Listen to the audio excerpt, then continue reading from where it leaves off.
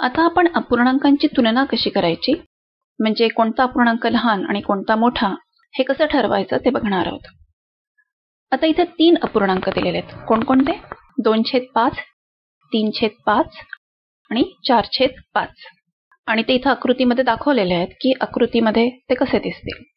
आता यातला कुठला लहान आणि कुठला मोठा हे कसं ठरवायचं, तर आपल्याला आकृतीमध्ये बघून कळतंय की 2/5 हा 3/5 पेक्षा लहान आहे आणि 3/5 हा 4/5 पेक्षा पण लहान आहे.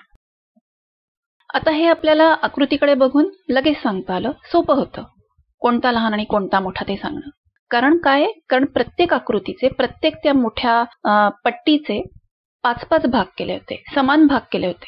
त्यामुळं ज्याचे जास्त भाग रंगवलेत तो अपूर्णांक हा मोठा आहे. म्हणजेच मला अपूर्णांकाच्या भाषेमध्ये कसं सांगता येईल, मला असं म्हणता येईल की जेव्हा छेद समान असतात, जेव्हा आपण म्हणतो समान भाग केले, म्हणजेच काय केलं की जेव्हा छेद समान असतात तेव्हा ज्या अपूर्णांकाचा अंश मोठा आहे तो अपूर्णांक मोठा असतो. बरोबर आहे. म्हणजेच आपण असं म्हणता येईल की समच्छेद अपूर्णांकांची तुलना करताना, लहान मोठं ठरवताना ज्याचा अंश मोठा तो अपूर्णांक मोठा. पण जेव्हा माझे समान छेद नसतील, म्हणजेच जेव्हा माझे भिन्न छेद अपूर्णांक असतील, तेव्हा काय करायचं, तर आपण बघूया काय करायचं ते.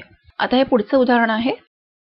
इथं दोन्ही अपूर्णांकांचे छेद वेगळे वेगळे आहेत. पहिला अपूर्णांक आहे 1/4 किंवा 1/4, दुसरा आहे 4/8. आता आपल्याला थोडंसं सोपं जावं म्हणून आपण काय करूया, ते आकृतीमध्ये कसं दिसतं बघूया. आता पहिल्या आकृतीमध्ये 4 भाग केले, चौकोनाचे 4 भाग केले, 1 रंगवला. दुसऱ्या आकृतीमध्ये 4 ऐवजी 8 भाग केले आणि 4 रंगवले. मग आता ही दुसरी आकृती जेव्हा मी लिहिले 4/8, म्हणजे 8 पैकी 4 भाग रंगवले, तर मला ते 2/4 असं लिहिता येईल का? मला तसं पण लिहिता येईल. म्हणजे मी जर 4 भाग केले तर त्यातले 2 रंगवले. आपण याला काय म्हणतो, याला म्हणतो आपण सममूल्य अपूर्णांक. म्हणजे मी 4/8चं 2/4 अशा सममूल्य अपूर्णांकामध्ये रूपांतर केलं. सममूल्य म्हणजे काय, म्हणजे त्याची किंमत तीच राहिली, किंमत बदलली नाही.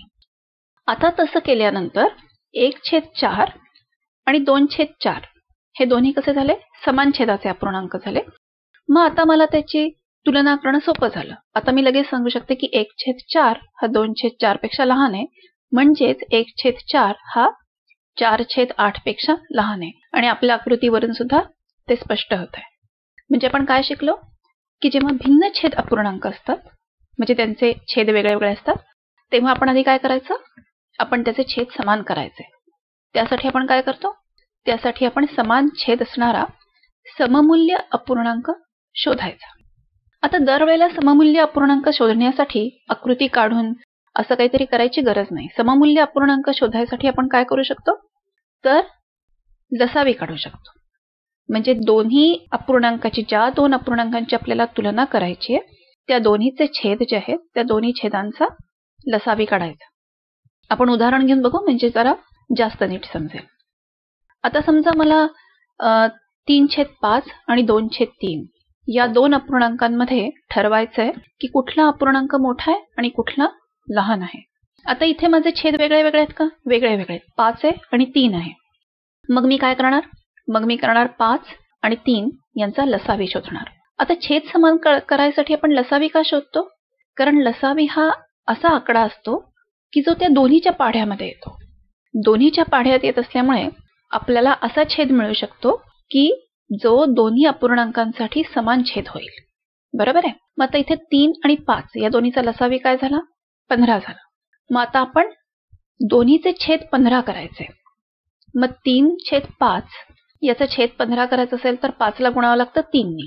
छेदाला 3 नी गुणलं की अंशाला पण 3 नी गुणायचं.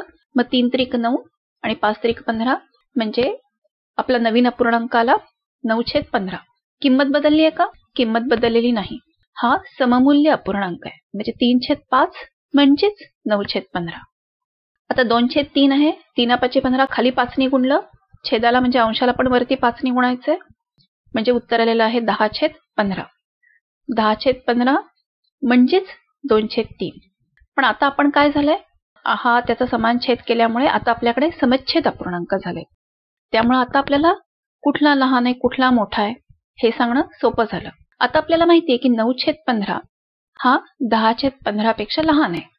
म्हणजेच 3/5 हा 2/3 पेक्षा लहान आहे. आता आपण काय केलं हे करताना पुन्हा बघूया. आपण वेगवेगळ्या छेदांचा लसावी काढला. लसावी हाच छेद असेल असे आपण सममूल्य अपूर्णांक काढले. आणि आता आपल्याला काय मिळालं असं केल्यावर?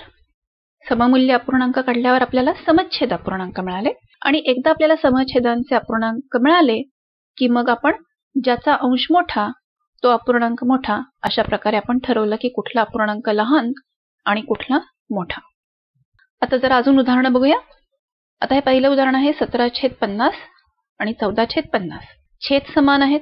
तुलना करणं अगदी सोपं आहे. 17 मोठा आहे म्हणजेच 17/50 हा 14/50 पेक्षा मोठा आहे. आता पुढचे अपूर्णांक. आता इथे छेद समान आहेत का? नाही आहेत. हे भिन्न छेद अपूर्णांक आहेत.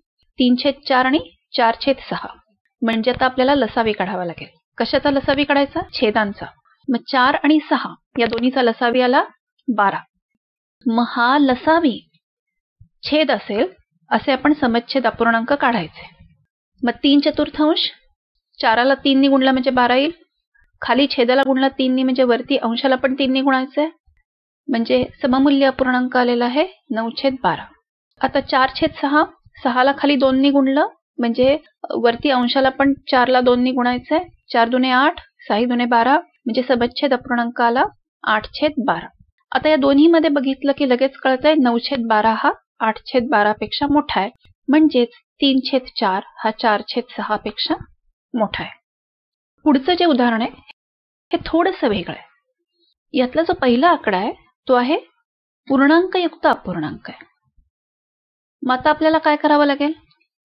असा जेव्हा प्रश्न येतो त्यावेळेला आपण पूर्णांकयुक्त अपूर्णांकाचं पहिल्यांदा अंशाधिक अपूर्णांकामध्ये रूपांतर करायचं. मग आता अंशाधिक अपूर्णांकामध्ये रूपांतर करायचं म्हणजे काय? पूर्ण अंक आणि छेद यांचा गुणाकार करायचा आहे. 2 1 2 त्याच्यामध्ये अंश मिळवायचा आहे. 2 + 1 3 छेद तोच राहतो म्हणजे 3/2 हा आपला नवीन अपूर्णांक झालाय. दुसरा अपूर्णांक आहे 5/2. आता ह्या दोन्हीचे छेद समान आहेत त्यामुळं बघून लक्षात येत आहे की 3/2 हा 5/2 पेक्षा लहान आहे. म्हणजेच 1.1/2 हा 5/2 पेक्षा लहान आहे. आता आपण जरा वेगळं उदाहरण बघू. आता या उदाहरणामध्ये काय आहे? इथे पहिला आकडा जो आहे तो आहे पूर्णांकयुक्त अपूर्णांक. आणि शिवाय काय आहे? शिवाय या दोन्ही अपूर्णांकांचे छेद हे वेगळे वेगळे आहेत. म्हणजे आता आपल्याकडे इथे दोन प्रश्न निर्माण झाले. एक म्हणजे पूर्णांकयुक्त अपूर्णांक इथे आहे आणि दुसरे म्हणजे भिन्न छेद अपूर्णांक सुद्धा आहे. मग आता पहिल्यांदा आपण काय करूया? पहिली पायरी, जो पूर्णांकयुक्त अपूर्णांक आहे त्याचा आपण अंशाधिक अपूर्णांक करू. 3 दुने 6 त्याच्यामध्ये अंश मिळवला अधिक 2 8 छेद तोच राहतो. त्यामुळे आता नवीन आपले अपूर्णांक झाले 8/3 आणि 11/4. आता ह्यांचे छेद वेगळे आहेत म्हणजे आपण काय करणार? छेदांचा लसावी काढणार. 3 आणि 4चा लसावी आहे 12. मग आता 12 छेद येईल असे आपण सममूल्य अपूर्णांक काढणार. कसं करणार? 8/3चा सममूल्य अपूर्णांकाला 32/12 कारण छेदाला आणि अंशाला आपण गुणलेलं आहे 4 ने. 11/4 साठी काय होणार आहे? छेदाला आणि अंशाला आपण गुणणार आहोत 3 ने.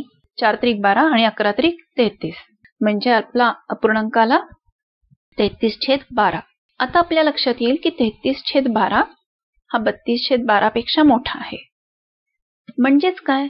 म्हणजेच 11/4 हा 8/3 पेक्षा मोठा आहे. म्हणजेच काय? म्हणजेच 11/4 हा 2.2/3 पेक्षा मोठा आहे. म्हणजे जेव्हा आपण अपूर्णांकांची तुलना करतो त्यावेळेला आपण काय काय बघतो? पहिल्यांदा आपण बघतो की अपूर्णांकांचे छेद समान आहेत का? छेद समान असेल तर तुलना करणं सोपं आहे, फक्त अंश बघायचे. अपूर्णांकांचे छेद भिन्न असतील तर आधी छेद समान करून घ्यायचे. लसावी काढायचा, सममूल्य अपूर्णांक काढायचे आणि छेद समान करून घ्यायचे. एखादा अपूर्णांक हा जर पूर्णांकयुक्त अपूर्णांक असेल तर त्याचा आधी अंशाधिक अपूर्णांक करायचा.